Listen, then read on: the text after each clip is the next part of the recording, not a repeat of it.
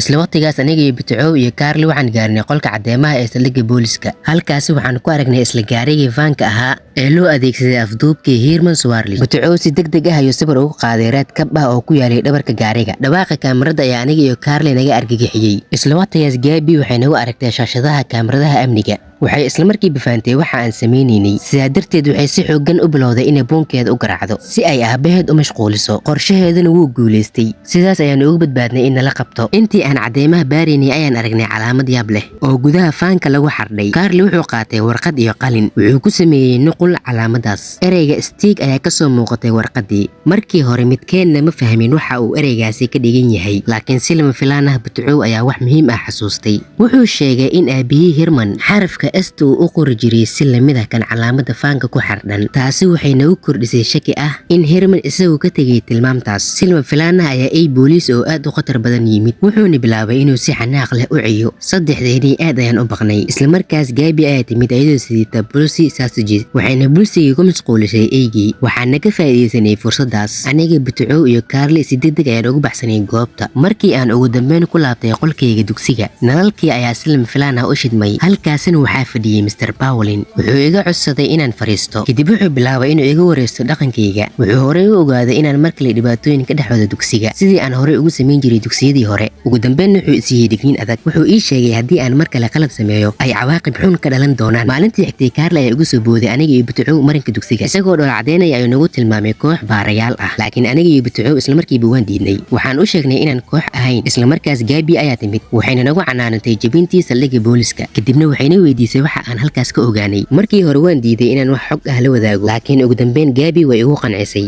waxay kaloo ii sheegtay haddii aan doonayno inaan baaritaanka sii wadno aan u baahannahay xarun sir ah. markii Carly taas uu maqlay aad buu u farxay. wuxuu sheegay inuu isagu ahaa qofkii ugu horreeyey ee soo jeediyey fikradda xarun qarsoon. muddo yar kadib afarteeni waxaan ku kulannay baqaar duug ah oo saqafka sare ku yaalay, kaas oo uu Carly lahaa. meeshaas waxaa ka buuxay qalab kala duwan iyo agab badan. halkaas ayaan ku falanqaynay labadii cadeen ee aan haysanay. mid waxay ahayd ereyga Stick, midka kalena waxay ahayd raadkii kabta. Butco wuxuu noo sheegay in dad badan oo ku noolaa gurigooda OAK Avenue ay ogaadeen safarka diyaaradda. dadkaas waxaa ka mid ahaa beertayaqaanka Hugo. waxaa kaloo ka mid ahaa shaqaalaha guriga Aada. waxaa jiray Mrs. Mawasir oo ahayd ganacsiga Herman lamaanihiisa. sidoo kale Amanda iyo Raymond oo saddexdii bilood ugu dambeysay la joogay qoyska. markii Gabby taas maqashay ayay wax muhiim ah xasuusatay. waxay sheegtay in dhacdooyinkii yaabka lahaa ee ka dhacayay guriga Swarlich ay iyaguna bilaaween 3 bilood ka hor. taas darteed waxay bilowday inay su'aalo ka weydiiso Raymond iyo kooxdiisa. Butco wuxuu noo sheegay in hooyadiis la sameeyaan yoogo, waxayna sheegtaan inay la xiriiri karaan ruuxyada. laakiin Gabby arrintaas aad bay uga shakisay. intii aan wada hadlaynay ayuu Butco xasuustay in Raymond iyo kooxdiisu maalinta xigta ay qabanayaan munaasabad weyn. waxay qorsheynayeen inay sameeyaan goobo tartamid weyn. markii Carly taas uu maqlay ayuu la yimid fikrad aad u wanaagsan.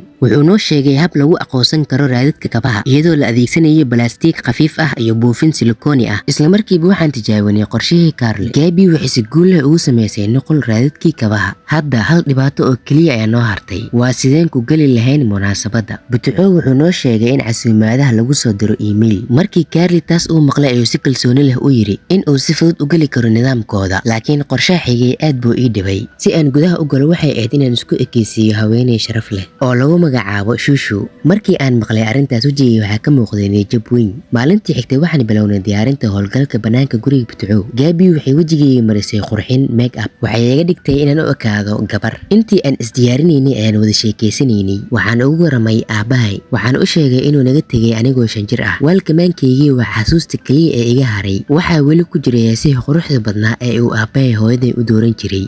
isla markaas Carly ayaa yimid. wuxuu i siiyey qalab yar oo dhigta lagu xirto. wuxuu sheegay inuu ka sameeyey qalab maqal oo duug ah. sidaas ayuu howlgalkeenii qarsoodiga ahaa ku bilowday. waxaan si kalsooni leh ugu dhaqaaqay albaabka hore ee guriga anigoo isu ekeysiiyey gabar. waxaan dib u hagaajiyey timahayga, waxaana isku magacaabay Shushu. Mrs. Swarlich iyadoo aan wax shaki ah qabin ayay gudaha igu soo dhaweysay. qaabkii aan u matalayay gabadha aad ayay u qanciyay dadka. xitaa shaqaalihii guriga Aada waxay ii soo bandhigtay cunto afakaadho ah. dhanka kale Butco wuxuu kaamiradaha amniga ka ilaalinayay guriga oo dhan. wuxuu Carly iyo Gabby ku hagayay gaari madow oo nooca pick-up-ka ah oo uu lahaa Raymond. labadoodaba si qarsoodi ah ayaa qalab dabagal ah ugu xiran gaariga, laakiin si lama filaan ah Detective Colognir ayaa yimid goobta. Isagana wuxuu watay muuqaal isqarin ah oo yaab leh. Markii Gabby ay aragtay aad bay u argagaxday. Waxay soo jeedisay inaan howlgalka joojino, laakiin goor dambe ayay ahayd. Detective Colognir wuxuu si toos ah ugu soo socday dhankeyga. Dhammaanteen neefta ayaan ceshanay.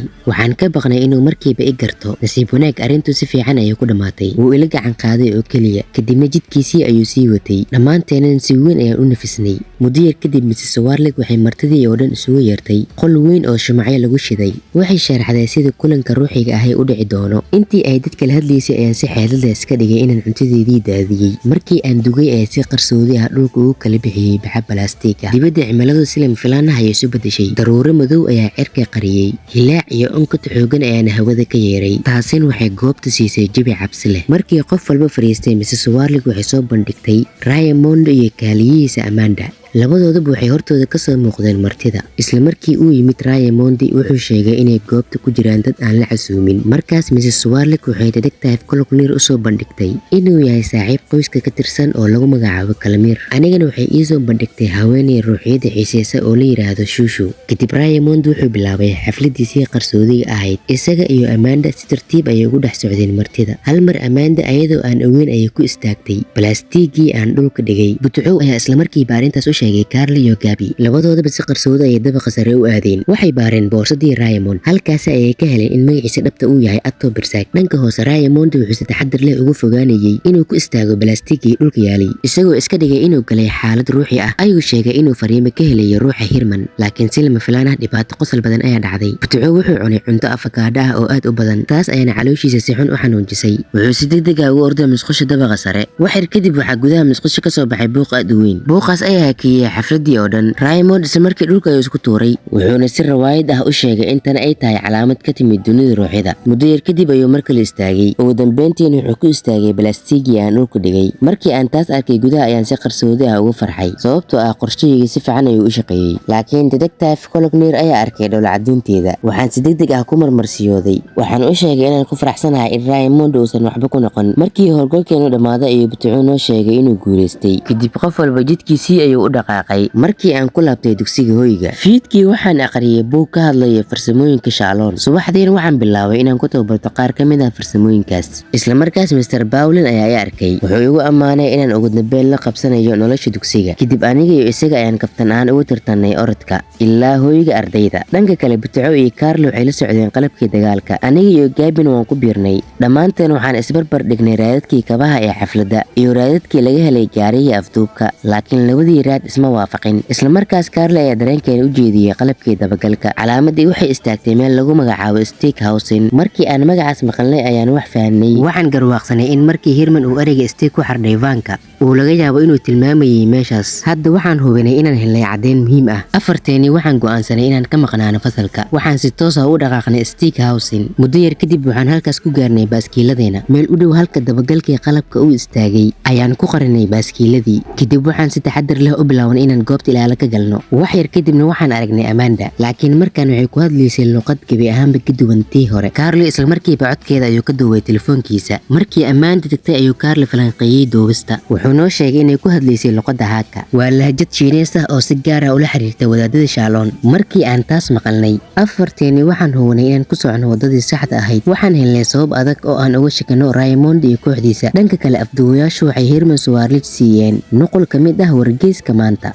Waxay ka qaadeen sawir. Waxay doonayeen inay caddeeyaan inuu weli nool yahay. Isla waqtigaas aniga iyo Gabby iyo Butcow iyo Carly waxaan helnay meesha uu Raymond ku dhuumanayay. Waxaan u kala tagnay dhinacyo kala duwan si aan cadeymo u raadino. Intii aan baaritaanka wadnay ayay Gabby heshay qof qarsoon oo ku hoos jiray roog. Waxay u muuqatay inuu furo albaab qarsoon yahay. Gabby waxay dhinac u qaaday roogii. Wax ayay si taxaddar leh u dhageysatay. Waxay maqashay qaylo daciif ah oo u ekeyd codkii Herman oo ka imanayay dhulka hoostiisa, laakiin albaabkii wuu xirnaa. Furihiisana wuxuu yaalay Raymond agtiisa. Raymond xilligaas banaanka ayuu hurdayay. Afarteeni mar kale ayaan isku nimid. Waxaan ka wada hadalnay sida aan furaha uga xadi lahayn. Isla waqtigaas eegii Raymond ee Oscar ayaa noo yimid. Waxaan ka baqay inuu qayliyo oo na fashiliyo, laakiin nasiib wanaag Oscar wuu deganaa mana ciyin. Isla waqtigaas Amanda ayaa xasuusatay inay ilowday furihii. Waxay dib ugu soo laabatay guriga. Intii mashquulkaasi socday ayuu Butcow cajaladii weelkamaankeyga ka saaray. Wuxuuna si qarsooda ugu bedelay cajalad oo uu ka helay guriga Raymond. Carly oo kaliya ayaa arkay waxa uu sameeyay. Dhanka kale Carly wuxuu mashqusha gudaheeda ka helay 2 contact lenses. Taas ayaana cadeysay in Raymond dhab ahaantii uu indhoolo ahayn. Wuxuu dadka oo dhan ku qiyaameynayay inuu indhoolo yahay, laakiin aniga weli ma aanan ogaan in Raymond uusan dhab ahaantii indhoolo ahayn. Dhanka kale si taxaddar leh ayaan ugu soo dhawaaday Raymond. Waxaan isku dayay inaan qaato furihii, laakiin isla markii aan taabtay ayuu gacanteeda qabtay.